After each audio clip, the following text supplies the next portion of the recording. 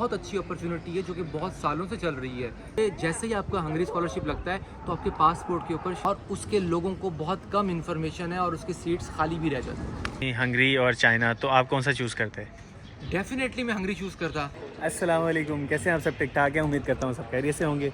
Last video पे इतना ज़्यादा रिस्पांस आने की वजह से मैंने सोचा है कि सिर्फ चाइना ही नहीं, बाकी भी जगह की जो इन्फॉर्मेशन मिल सकती है एडमिशन के हवाले से, तो वो मैं आप तक पहुँचाऊँ। As far as China is concerned, लोगों ने काफ़ी रब्ता किया और मैंने कोशिश की कि सब लोगों को ऑन टाइम रिप्लाई कर सकूँ। सबको थोड़ा बहुत इस तरह होता है कि रिप्लाई बंदा टाइम पे नहीं कर पाता, लेकिन मैंने कोई ऐसा बंदा नहीं छोड़ा कि जिसको रिप्लाई ना किया हो। पूरी कोशिश की है कि मैक्सिमम उनको लोगों को गाइड कर सकूं। और दूसरा ये कि फ़र्दर चाइना के अलावा कहाँ की इन्फॉर्मेशन मिल सकती है, थंबनेल से आपको अंदाज़ा तो हो गया होगा।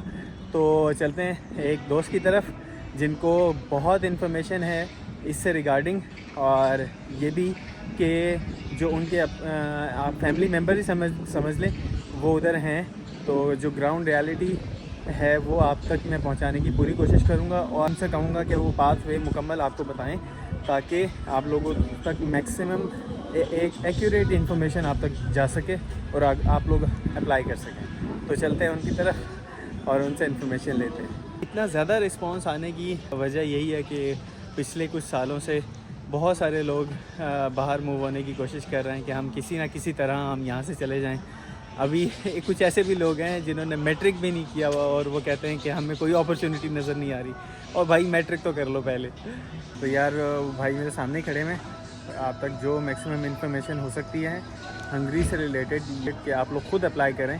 वो लोग जो अप्लाई करना चाहते हैं आगे उनके पास टाइम भी होगा अप्लाई करने का, ये गाइडलाइन देंगे। एक बेस्ट अपॉर्चुनिटी है। तो मिलते हैं सुभान भाई से। अस्सलाम वालेकुम। अस्सलाम वालेकुम सलमान, कैसे हैं आप? अल्हम्दुलिल्लाह, आप ठीक ठाक? आपने इंट्रोडक्शन दिया और आपने इस काबिल समझा कि मैं ऑडियंस के सामने इस चीज़ को डिस्कस कर सकूँ। और मैं बहुत टाइम से इस चीज़ को सोच भी रहा था कि एक ऐसा प्लेटफॉर्म या कोई चीज़ मिले मुझे जिसके अंदर मैं आपसे फर्दर इस चीज़ से बात कर सकूँ। नहीं, थैंक यू सो मच यार, आपने टाइम दिया, क्योंकि मुश्किल हो जाता है। सबकी अपनी अपनी रूटीन है। हम लोग भी अभी क्लास से होकर आए हैं, आप भी क्लास से होकर आए हैं, तो बहुत मुश्किल हो जाता है सारी चीज़ों को मैनेज करना। आप मुझे लास्ट टाइम बता रहे थे कि आपको हंगरी की इन्फॉर्मेशन है कि आप कैसे अप्लाई कर सकते हैं। मैंने अभी लास्ट वीडियो अपलोड की थी तो लोगों का बहुत ज़्यादा रिस्पॉन्स आया था, तो मुझे लगा कि नहीं, जितनी इन्फॉर्मेशन मैं बाकी जगहों की भी दे सकता हूँ तो मेरे प्लेटफॉर्म के थ्रू वो जानी चाहिए।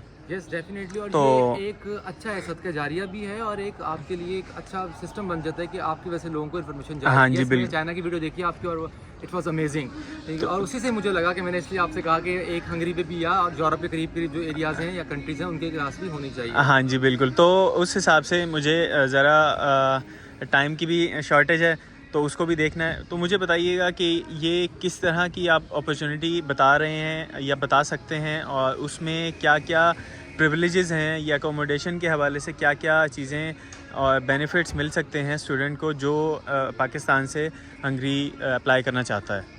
बेसिकली अगर मैं स्टार्ट लूँ बात का, तो ये होता है कि जो स्टूडेंट होता है ना उसके जहन में एक बात होती है कि हम लोग स्कॉलरशिप पे जाएं, क्योंकि यूरोप, अगर हम अपने कंट्री की सिर्फ बात करूँ तो यूरोप अच्छा खासा महंगा कंसीडर होता है। जर्मनी हो, हंगरी हो, जो भी आप कंट्री की बात कर लें, तो हर स्टूडेंट की कोशिश होती है कि स्कॉलरशिप लग जाए कि हमारे घर के या हमारे पैसे कम से कम लगें। बिल्कुल ऐसे ही है, बिल्कुल ऐसे ही है। उसमें एक बहुत अच्छी अपॉर्चुनिटी है जो कि बहुत सालों से चल रही है, ना सिर्फ ये अब आई है बहुत, लेकिन लोगों को इसकी अवेयरनेस कम थी, तो इसकी वजह से बताया जा रहा है। ये है बेसिकली HEC, हमारे हायर एजुकेशन कमीशन के साथ जॉइंटली हंगेरियन गवर्नमेंट का एक स्कॉलरशिप जिसका नाम है स्टाइपेंडियम हंगेरियन स्कॉलरशिप।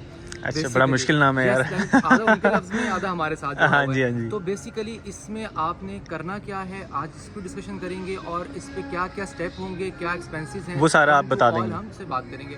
पहले स्टेप से अगर हम बात शुरू करें तो पहला स्टेप आपका बेसिकली पाकिस्तान से है, वो है आपका टेस्ट जो आपने देने हैं। ठीक है, 3 तरह के टेस्ट का मैं नाम बोलूँगा। एक है यूसैट, एक है हैट और अगेन है हैट। ठीक है, अब ये होते क्या है, फिर इन पे 2 मिनट लगा लें फिर ताकि आगे बात चले। सही। जो लोग बैचलर्स में आना चाहते हैं उनको HEC की तरफ से यूसैट देना होता है। सही है। ठीक है, जिन लोगों ने मास्टर्स के लिए आना है उनको हेड देना होता है, और जिन लोगों ने पीएचडी के लिए आना है उन्होंने भी हेड देना है। सही है। 100 मार्क्स का टेस्ट होता है जिसके अंदर कोई नेगेटिव मार्किंग नहीं होती। सही है। HEC लेती है, ये हर 4 से 5 महीने के अंदर होता है, साल में कोई तकरीबन 3 या 4 होते हैं। मगर इस स्कॉलरशिप को अप्लाई करने का टाइम सितंबर होता है। जिन लोगों ने पहले दिए होते हैं वो अपने स्कोर को बेटर करके एक और टेस्ट दे लेते हैं ताकि स्कोर बेटर हो जाए, और फिर वो सितंबर में जब ओपन होता है ये न्यूज़पेपर और इनकी वेबसाइट हर जगह पे आ जाता है। सही है। उससे ये अप्लाई करें। पासिंग मार्क्स 50 हैं, मगर आपको पता है कंपटीशन का दौर है, पासिंग मार्क्स का गुजारा नहीं होता। बिल्कुल ऐसा ही है। तो बिल्कुल कम से कम जो मेरी ऑब्जर्वेशन है, जो मैंने अपने साथ दोस्तों लोगों को देखा और उसमें देखा है, तो कम से कम आप अपने ज़हन में मिनिमम स्कोर 70 रखें। अच्छा, मिनिमम स्कोर 70, क्योंकि कंपटीशन बहुत ज़्यादा और पर ईयर बढ़ता है। ठीक है, तो 75, 76 पे आप बिल्कुल बॉर्डर लाइन पे भी हो सकते हैं। हाँ बिल्कुल ऐसे ही है, मगर आप क्योंकि जब नंबर ऑफ एप्लीकेंट ज़्यादा होंगे तो ऑब्वियस सी बात है कि कंपटीशन बढ़ जाएगा। लोगों को पता चलता जा रहा है, वो लोग इसको अप्लाई करते हैं। लेकिन अभी भी स्टिल बहुत सारे लोग हैं जिनको इतनी बेसिक इन्फॉर्मेशन भी नहीं पता कि वो अप्लाई कर सकें। मिसगाइड किया हुआ है लोगों ने, उसकी वजह से इतना सारा जो मेस क्रिएट हुआ हुआ है, तो लगता है कि यार झूठा होगा, ये होगा, फ्रॉड होगा, पता नहीं क्या है, सच होगा भी या नहीं। तो उसको भी ज़रा क्लैरिफाई कीजिएगा। देखिए, उसमें बात ये होती है कि जो पब्लिक है उसको पता नहीं होता, ठीक है, उनकी परसेप्शन है, ठीक है, और कुछ लोग इसलिए भी छोड़ देते हैं, हिम्मत नहीं करते हैं कि कौन टेस्ट करे। टेस्ट देने के बाद ही आपकी हाफ गेम खत्म हो जाती है। डॉक्यूमेंटेशन तो आपने चाहे पाकिस्तान से किसी भी मुल्क में जाना है, डॉक्यूमेंटेशन तो मैंडेटरी है। हाँ जी, हाँ जी, बिल्कुल। वो तो, लेकिन टेस्ट जो है वो आपकी आधी से ज्यादा गेम को कंप्लीट कर देता है। अगर आप उसको सक्सेसफुली 70, 69, 73, 75, कोशिश तो आप 90 की करें, ताकि आप बिल्कुल ऐसी यूनिवर्सिटी में हो, तो उसमें एक आपका प्रोसेस बन जाता है। अब उस पे बात कर लेते हैं कि मुझे स्टार्टिंग में ये बता दें ज़रा कि डॉक्यूमेंटेशन क्या क्या रिक्वायर्ड हो सकती है। मैं और क्विक ओवरव्यू दे देता हूँ डॉक्यूमेंटेशन का। सबको पता है, पासपोर्ट, स्मार्ट ID कार्ड, आपके मैट्रिक FSC के डॉक्यूमेंट IBCC से अटेस्ट हुए हुए। आपने अगर बैचलर किया हुआ है, डेफिनेटली आप मास्टर्स के लिए जा रहे हैं, जो भी डिग्री आपने यूनिवर्सिटी से पहले की हुई है वो HEC से टेस्टेड हो, ठीक है। फिर आपका ये सारा कुछ मिनिस्ट्री ऑफ फॉरेन अफेयर्स से टेस्ट हो, सही है, मोफा से टेस्ट हो, मोफा जिसे हम कहते हैं। ये डॉक्यूमेंट्स आपके एक साइड पर टेस्ट हो गए। फिर आपका लेटर ऑफ रिकमेंडेशन 2 या 3, उसके बाद आपका इंग्लिश प्रोफिशिएंसी सर्टिफिकेट चल तो जाता है, मगर ज़्यादा जो प्रेफरेंस है उनको दी जाती है जो आइल्स करके आ रहे होते हैं। स्कोर में मैटर नहीं कर रहा कि 7 है, लेकिन एटलीस्ट उनके पास सर्टिफिकेशन होती है ब्रिटिश काउंसिल की। सही वो आपके इंग्लिश प्रोफिशिएंसी सर्टिफिकेट से ज्यादा स्ट्रांग है, ज्यादा, मतलब आइट्स जरूरी नहीं है, लेकिन कर लें तो एक अच्छा है, जरा प्लस पॉइंट हो जाएगा, प्लस पॉइंट हो जाता है। बिल्कुल ऐसे ही है। ओके, देन फिर आपके पास जो सारे चीज़ें हैं ये आपने जो अरेंज की, इनको अपने पास रखना है, ठीक है। फिर उधर से आपने जो यूसेट और हेड का टेस्ट दिया उसका स्कोर, उसका रिजल्ट कार्ड, सही है, रिजल्ट आता है, डाउनलोड कर, बिल्कुल बिल्कुल। वो अगर उसकी कोई इन्फॉर्मेशन है तो वो आप HEC की वेबसाइट पे जाएं, यूसेट हेड लिखिए, उसका पूरा इन्फॉर्मेशन आ जाएगी, कब कौन से महीने होगा टेस्ट, उसकी क्या लास्ट डेट होगी, कितनी फीस है, और उसकी प्रिपरेशन देखें। उसकी प्रिपरेशन की अगर मैं बात करूँ ना तो 2 मंथ्स मोर देन एनफ। ये है आपका एक ऐसा टॉपिक है जिसपे डिपेंड करता है, कुछ लोग बहुत जल्दी पिक कर लेते हैं, मगर 2 मंथ्स मोर देन एनफ, ठीक है। अगर आप सही कंसंट्रेट होकर पढ़ते हैं ना 5-7 घंटे, तो आराम से आप 3 पार्ट एनालिटिकल एबिलिटी, मैथमेटिक्स और क्वांटिटेटिव रीजनिंग आराम से कर लेते हैं। सही है, ये नेगेटिव मार्किंग ठीक है। ओके, अगर हम डॉक्यूमेंटेशन की बात करें तो उससे आगे डॉक्यूमेंटेशन कंप्लीट होती है, ये डॉक्यूमेंटेशन है। उसके अलावा कोई फर्दर चीज़ को चाहिए हो तो आप उसमें लेट सपोज बैंक स्टेटमेंट चाहिए होती है, मगर उसमें कोई ऐसा नहीं कि आपके अकाउंट में हो, ठीक है, वो आपके पास अवेलेबल किसी के अकाउंट में, मतलब किसी फैमिली मेंबर के अकाउंट में लगा दें। जी, फैमिली मेंबर का होता है, उसके साथ FRC लग जाता है, फैमिली रजिस्ट्रेशन से। पेरेंट्स हो गए या बहन भाई, ये जो आपके ब्लड रिलेशन है, वो थोड़ा सा मुझे इस चीज़ का आइडिया है। उसमें इससे होता है कि अगर ब्लड रिलेशन में से किसी का भी अकाउंट है, तो लेट सपोज कि नहीं है आपका अकाउंट, तो उसमें से किसी का अकाउंट आप अटैच कर दें और साथ FRC लगा दें। नादरा से FRC बनता है और मेरा ख्याल है 1000 रुपये का सर्टिफिकेट है, और उसी वक्त वो निकाल देते हैं, कैंडिडेट एप्लीकेंट के नाम से निकलता है। फिर आगे चलते हैं कि कितना स्टाइपेंड देता है, इसके बेनिफिट्स, पर्क्स एंड प्रिविलेजेस क्या हैं हमारे पास। बिल्कुल, लोग नहीं जाना चाहते, इस पर भी बात करेंगे।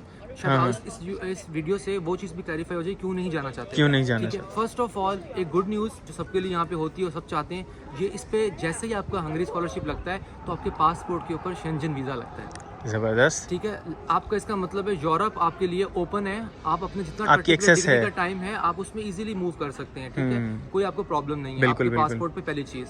सेकंड चीज़, ये आपको डिपेंड करता है कि आप बैचलर में जा रहे हैं आप मास्टर्स में जा रहे हैं, आप पीएचडी में जा रहे हैं, सही है, जॉब भी अलाउ है आपको, कोई अच्छा लीगल मसला नहीं है, लीगली जॉब आपको बल्कि allow हाँ है। हाँ हाँ बिल्कुल सही कह रहे हैं, जॉब जॉब आपको जो एक वजह जिस पे जाना चाहिए, ठीक है, जॉब भी अलाउ है, और इसके वर्किंग आवर्स जी वर्किंग आवर्स आपके पास स्टार्ट में 4 होते हैं, फिर सही है। ऐसा थोड़ा सा जब वो देखते हैं कि साथ एजुकेशन का मसलन तो 8 आवर्स भी हो जाते हैं, सही है, ठीक है। और एक और चीज़, जब आप लेट सपोज किसी रेस्टोरेंट में या किसी जगह पे काम कर रहे हैं तो आपको उनकी करेंसी के लिहाज से, ठीक है, जो कि फॉरेन करेंसी उनकी बनती कहलाती है, ठीक है, उनकी जो भी करेंसी है उसके लिहाज से मुझे उसके बता दें। लिहाज से हम हंगेरियन करेंसी की बात करें तो तकरीबन आपको 1700 से लेके 1700 से लेके 2200-2300 पर आवर तक चला जाता है। मैं अगर अच्छा। आज का रेट कन्वर्ट करूं तो ये आप सैलरी की बात कर रहे हैं कि अगर बाहर जॉब करते हैं। जी, और कोई इंग्लिश लैंग्वेज का मसला नहीं है, वो इजीली समझते हैं इंग्लिश लैंग्वेज को। सही, चाइना की तरह नहीं है कि हाँ बिल्कुल जी, ही ये तो बैरियर नहीं है लैंग्वेज का, ठीक है, सही है। उनकी हंगेरियन, मगर वो इंग्लिश में भी समझते हैं, और स्टूडेंट्स के साथ उनका बहुत अच्छा बर्ताव है, उन्हें पता है बच्चों को नौकरी और इजीली मिल जाती है। मतलब उधर कहीं भी अगर आप जॉब करते हैं तो अच्छी सैलरी आपको मिल जाती है। सही है। अच्छा, अब बात कर लेते हैं स्टाइपेंड की। पहले बैचलर्स के स्टाइपेंड की बात करते हैं। बैचलर और मास्टर का स्टाइपेंड जो है वो बिल्कुल सेम है, सही है, स्कॉलरशिप से आप कहते हैं, ठीक सही है। वो आपका 43,700 हंगेरियन करेंसी में बनता है, सही है, ठीक हो गया। उसको आप पाकिस्तानी करेंसी से मल्टीप्लाई करें तो आपको पता चल जाएगा कितना करना है, ठीक है। पीएचडी के 2 तरीके कार हैं। पीएचडी के पहले 2 साल में मिलता है 1,40,000, सही ठीक है, हो गया। 1,40,000 आपको मिलता है आपको पहले 2 साल, और उसके बाद नेक्स्ट 2 ईयर मिलता है 1,80,000 हंगेरियन करेंसी, ठीक है, और साथ में अकोमोडेशन फ्री है। बहुत रेयर यूनिवर्सिटी जैसे हमारे यहाँ है हमें हॉस्टल के पैसे देने पड़ते हैं, जो जिस स्कॉलरशिप पे हम यहाँ पढ़ रहे हैं, जी हम यहाँ हमें देने पड़ते हैं, और जो यूटिलिटी बिल्स हैं वो भी हम खुद देते हैं। बिल्कुल। तो वहाँ क्या सीन है? वहाँ पे कोई आपका जो हॉस्टल ड्यूज भी नहीं है, कोई हॉस्टल ड्यूज नहीं है, मेडिकल फ्री है, यूटिलिटी बिल्स वो आप पे कोई ऐसा बिजली वगैरह की पेमेंट नहीं है, लेकिन जो आप अपना खाएं पिएंगे उसके आप पे करेंगे। जो किचन आपको लॉट है आप बनाएं, एक जॉइंट किचन होता है, वहाँ सारे पाकिस्तानी भी अपना खाना बनाते हैं, सारे हैं, उनको मसला नहीं होता है सच। ओके, अगर ये हो गई अब स्टाइपेंड की बात, इस पर डॉक्यूमेंटेशन की बात हो गई, आपका स्कॉलरशिप की बात हो गई, ठीक है। आपका टाइम पीरियड 4 साल की डिग्री है। हंगरी एक बेस्ट गेटवे है टू एंटर इनटू यूरोप, ठीक है। आवाम को या पब्लिक को ये होता है कि कौन जाए, करेंसी के बहुत ज़्यादा कम वैल्यू है, इसके तो कुछ पैसे नहीं बनते, लेट सपोज 1 के बराबर ही 1 बन रहा है, ठीक है। तो लेकिन वो ये नहीं होता कि आप उसको देखें, लेकिन आप ये देखें कि आप वहाँ से टाइम लगाने के बाद आप आगे मूव कर सकते हैं, ठीक है। जब आप HEC से अपना कॉन्ट्रैक्ट साइन करते हैं, से बॉन्ड कहते हैं, आपको वापस आना होता है। बिल्कुल। इसका भी मैं आपको छोटा सा टिप दे देता हूँ, एक ट्रिक बता देता हूँ। जितना टाइम आप वहाँ पे हैं, आप अपने मास्टर्स के लिए जो उधर की यूनिवर्सिटीज़ हैं उनके प्रोफेसरों के साथ इन कांटेक्ट रहें। छुट्टियाँ होती हैं, आप जाएं, चक्कर लगा के, लेट सपोज अगर आप जर्मनी जाना है, अगर पाकिस्तान आना भी पड़ता है, देन वापस आके अपना स्कॉलरशिप का कॉन्ट्रैक्ट पूरा करके आप 2-3 महीनों के बाद दोबारा अप्लाई करके दोबारा चले जाएं।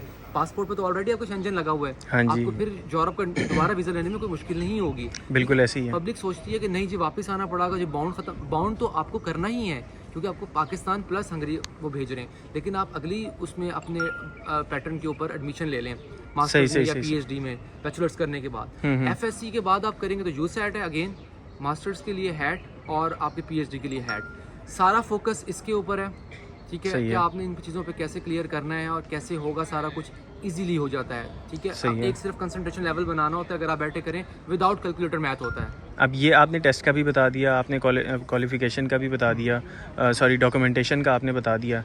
अब ये बताएं कि अप्लाई कैसे करना है, और मुझे टाइम ड्यूरेशन भी बता दें कि कब अप्लाई करना है।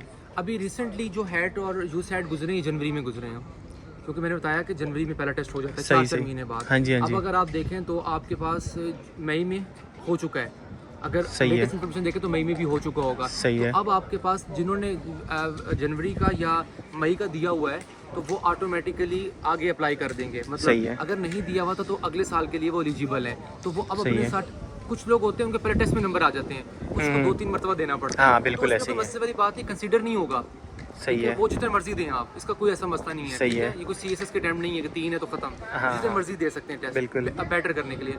तो फर्स्ट स्टेप है आपको कंसंट्रेट करना है यूसैट और हैट के ऊपर, सही है, ठीक है। डोगर्स वालों की बुक आती है, यूनिक वालों की बुक आती है, इंटरनेट पे पेपर मौजूद हैं आपके, सैम्पल पेपर आप उठाएं, आप उसको देखें, एक फॉर्मेट बनाएं, अपना दिन का टाइम दें, तो आप इजीली उसको गो थ्रू करके कर जाएंगे। सही। HSC की वेबसाइट के ऊपर हैट की पूरी इन्फॉर्मेशन मौजूद है, यूसैट की पूरी इन्फॉर्मेशन मौजूद है, पूरा टाइम लाइन मौजूद है कि कब रजिस्ट्रेशन जाएगी, कब पेपर होगा, कब रिजल्ट आएगा, कब रिजल्ट का डिस्पैच होगा। अच्छा, सब इन्फॉर्मेशन सारी NTS हर तरह इन्फॉर्मेशन मौजूद ठीक है। ठीक है। 2000 एक मेरे ख्याल से राउंड अबाउट फीस है, अगर बढ़ाना दी हो तो 1500 से 2000 फीस है, इसको कंफर्म कर लीजिएगा। ठीक है, तो ये आपको वहाँ से क्लियर हो जाएगा। जैसे ही आपकी सिस्टम खत्म होगा, आपका टेस्ट आ गया, देन फिर आपने एक्टिव रहना है हंगरी की, या जो स्टाइपेंडियम हंगेरियन स्कॉलरशिप आप लिखेंगे तो आपको उसमें से निकल आएगा। तो आपको उसका भी पूरा आ जाता है कि आप सितंबर में आ रहा है, साल में एक बार आता है। सही और मोस्टली सितंबर ही होता है। मेरा ख्याल है समर इनटेक होती है और विंटर इनटेक नहीं होती। नहीं, बस ये आपका सितंबर में शुरू होगा और उसी में एक साल की तरह पूरा होता है। और ये समर इनटेक के एडमिशन स्टार्ट कब से होते हैं? लाइक मैं एक टेंटेटिव डेट देता हूँ सितंबर, वो सितंबर का फर्स्ट वीक भी हो सकता है, वो टू भी हो सकता है। ये 2-3 मंथ्स तक चलते हैं। सही है। फिर ये क्लोज हो जाते हैं, एप्लीकेशन टाइम पीरियड होता है, वो पे डिपेंड करता है 2 मंथ है 3 मंथ है। यही सारे डॉक्यूमेंट आपका हैड शेड सब डालना है, इनकरेक्ट या नहीं। वैसे अगर बाकी जगह देखें तो सितंबर में क्लासेस स्टार्ट हो जाती हैं, तो वहाँ सितंबर में एप्लीकेशन प्रोसेस होती है। देखिए, उसमें एक प्रोसेस सिस्टम यूँ होता है कि डिपेंड करता है उनकी जो गवर्नमेंट है वो कब निकाल रही है। सही है। अगर उन्होंने पीछे जून जुलाई में निकाल दिया है तो सितंबर में जाना होगा। ठीक है, मोस्टली असल में जो पैटर्न 99% देखा गया ना, वो बेसिकली यही देखा गया कि वो जनवरी में ऐड दे देते हैं। हाँ, जनवरी में बिल्कुल मई में। ठीक है, ताकि सितंबर में वो ले जाएं। बिल्कुल ऐसे ही। दरमियान में इन्होंने एक पैटर्न चेंज किया था, वो शायद एक बार हुआ था कि सितंबर में आया था, शायद लेट हो गया था कोविड की वजह से और प्रॉब्लम्स की वजह से। लेकिन जैसे सिस्टम अब चल रहा है ना, वो ऐड आपका मार्च फेब में या जनवरी में आ जाता है। सही है। ठीक है, जिन्होंने हैड दिए होते हैं वो फिर अप्लाई करते हैं, थोड़ा सा लंबा टाइम चलता है। सही। जो बच्चा बैचलर के लिए जा रहा है या मास्टर के लिए जा रहा है या पीएचडी के लिए जा रहा है, बैंक स्टेटमेंट लगेगी, वो तो सेम अमाउंट की ही होगी। ईयर्स का डिफरेंट हो सकता है कि जो बैचलर का बच्चा हो वो 4 साल के लिए जा रहा है, और मास्टर के लिए जो जा रहा है वो 2 साल का या 3 साल का हो सकता है। जो पीएचडी के लिए जा रहा है वो 4 साल के लिए जाएगा। तो मेरा ख्याल है कि ये ईयर वाइज डिफरेंशिएट करता है कि आपको कितनी बैंक स्टेटमेंट की जरूरत पड़ेगी। Year wise. सही है। कुछ एक ईयर की फिक्स कर रहते हैं, फिर उसको आप मल्टीप्लाई करते रहते हैं अपने ईयर से। अच्छा, पॉलिसीज हर साल चेंज होती रहती हैं। सही है। ठीक है, क्योंकि कंपटीशन बढ़ता है, सम टाइम एप्लीकेंट इतने ज्यादा हो जाते हैं कि उनके लिए मुश्किल हो जाता है कि बेस्ट जितनी सीट्स हैं उनको निकालने के लिए। सही है। इसमें कोई डिफरेंशिएट सीट्स नहीं होती, सही है। कंपटीशन ज्यादा है। हो तो उन्होंने पाकिस्तान के लिए सिर्फ 20 सीटें रखी हो एक यूनिवर्सिटी ने, हाँ, बिल्कुल। 5 हैट और यू सेट का सिलेबस भी कभी कभार चेंज हो जाता है। तो इसका मतलब जिन्होंने इसको अगर फोकस करना है तो वो इन 2 वेबसाइट के साथ, जो हंगेरियन वेबसाइट मैंने बताई और जो मैंने HEC की बताई, जो आपकी हैट और यू सेट की है, उसके साथ इन टच रहें, उसका पेज लाइक कर लें। सही है। ठीक है, तो इन्फॉर्मेशन आपको उसमें मिलती रहती है। और मैं यहाँ पे एक और चीज़ ऐड करना चाहूँगा, शायद आपके लिए भी ये न्यू बात हो, जो लोग हैट देते हैं वो चाइना में CSC टाइप A के लिए भी क्वालिफाई करते हैं। अच्छा। जितने हमने अपने दोस्त वगैरह जितने लोग देखे हैं वो CSC टाइप B पे आते हैं। सही, मतलब मल्टीपल बेनिफिट्स हैं टेस्ट देने के। जी, हैट जो है वो अगर सिर्फ पास ही हो गया है 50-60 तो आप चाइना में CSC के लिए एलिजिबल हैं टाइप A के लिए, और उसके लोगों को बहुत कम इन्फॉर्मेशन है और उसके सीट्स खाली भी रह जाती हैं। अच्छा, दिस इज अ टिप। और ये उसके क्या प्रिविलेजेस हैं? लाइक सेम CSC की तरह। और इसमें मुझे ये बता दें कि जब अप्लाई करना है, लेट सपोज ऑनलाइन पोर्टल पे जाके जैसे हमने उस नोटिस को रीड आउट किया, कि फाइनल जो एप्लीकेशन फॉर्म है उस तक पहुंच गया, उसके आगे जाके लेट सपोज अगर उसने फॉर्म फिल किया तो उसको कैसे पता चलेगा कि ये कितना टाइम लगेगा? अच्छा, या ये उसमें मेंशन होगा? मैं उसमें बता देता हूँ आपको। स्टेप प्रोसेस होता है, पहले आप एप्लीकेशन फिल करेंगे, सब कुछ ऑनलाइन होगा, आप वहाँ पे अपनी ईमेल आईडी दे देंगे।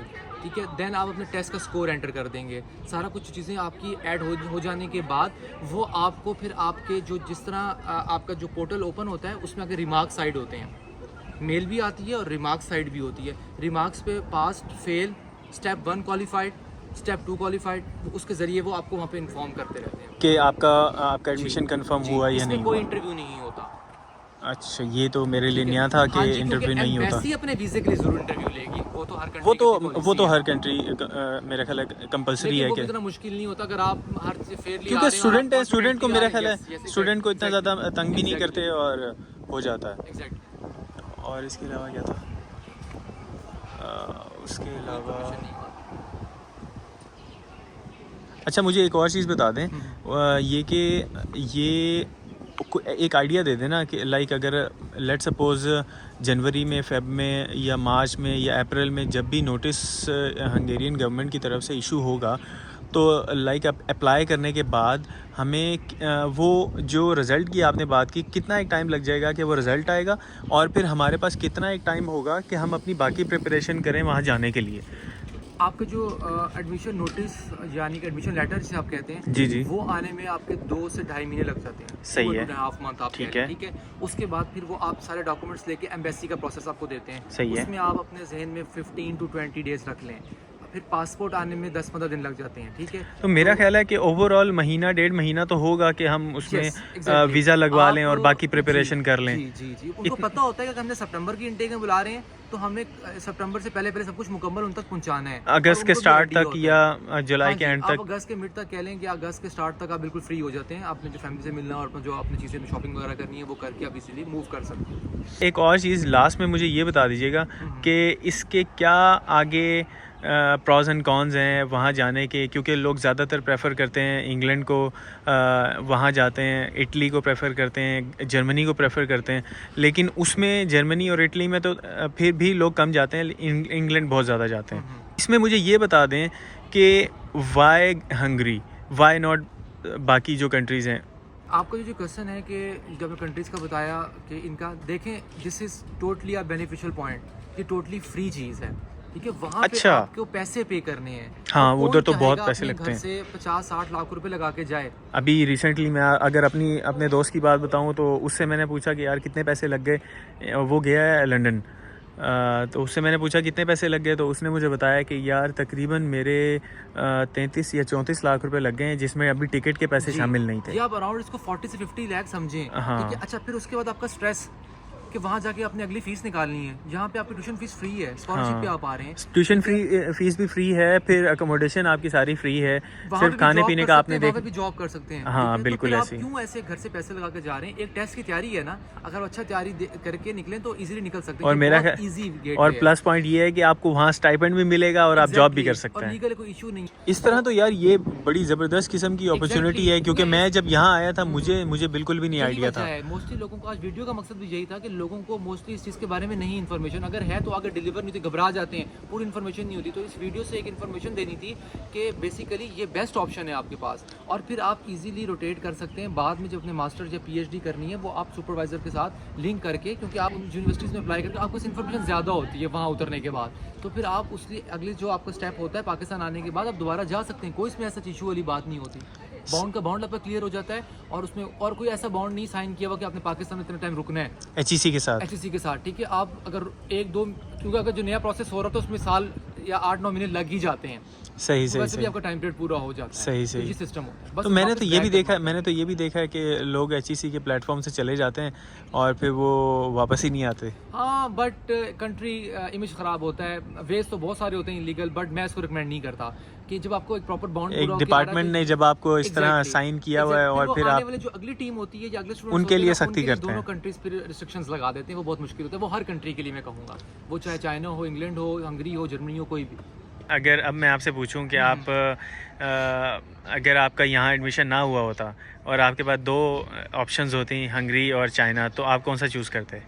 डेफिनेटली मैं हंगरी चूज़ करता, क्योंकि मुझे वहाँ पे जॉब अलाउ है, ठीक है। मुझे यहाँ पे जॉब अलाउ नहीं, बिल्कुल, ड्रॉबैक है, बिल्कुल। ठीक है। बाकी स्टाइपेंड वगैरह सेम मुझे मिल रहा है, डॉक्यूमेंटेशन सेम है। एक टेस्ट देना पड़ता, वो मैं वैसे भी दे लेता, और अगर मैंने हेड दे लिया होता तो मैं शायद यहाँ के CSE के ऊपर भी आ जाता। हाँ, बिल्कुल तो ऐसे। बहुत सारे एडवांटेज है। टेस्ट कभी जाएगा नहीं जाते। थैंक यू सो मच सुमान भाई, बहुत शुक्रिया आपके टाइम का। नहीं सलमान, शुक्रिया की कोई बात नहीं है। मैं लास्ट में एक चीज़ ऐड करूँ, किसी की भी कोई क्यूरी होती है, किसी को फिर भी कोई बात समझ नहीं आती है, कोई चीज़ रह जाती है, मिस हो जाती है, कोई पॉइंट, कोई नई चीज़ अपडेट होती है, तो उनकी तरफ से भी हमें मैसेजेस आ जाते हैं। वो आपको मैसेज कर लें, ठीक है, आपके इंस्टा के ऊपर, आपके जो भी आपके पॉइंट आपने अवेलेबल किए हुए हैं उनके ऊपर, ठीक है। और मुझ तक अगर कोई बात करनी है, कोई पूछना है, कोई और सेशन भी अगर वो चाहते हैं, जी जी, थोड़ा सा अच्छा कमेंट बॉक्स में कुछ बता दें, कुछ कंट्री का बता दें, ठीक है, कि फर्दर क्योंकि इन्फॉर्मेशन होती है। जिस तरह चाइना से रिसेंट आपकी वीडियो आई थी, हाँ जी, बिल्कुल बिल्कुल इसके बिल्कुल। ऊपर, आज हंगरी के ऊपर, तो जर्मनी की भी इन्फॉर्मेशन मौजूद है, इटली की भी मौजूद है, ठीक है, कि उसमें भी थोड़े से पॉइंट हैं क्रिटिकल, लेकिन उनको बिल्कुल। solve- तो वो आपके कमेंट पे होता है। अच्छा, लोग ये कहते हैं कि भाई लिंक शेयर कर दें, लिंक शेयर कर दें, तो लिंक इसका कोई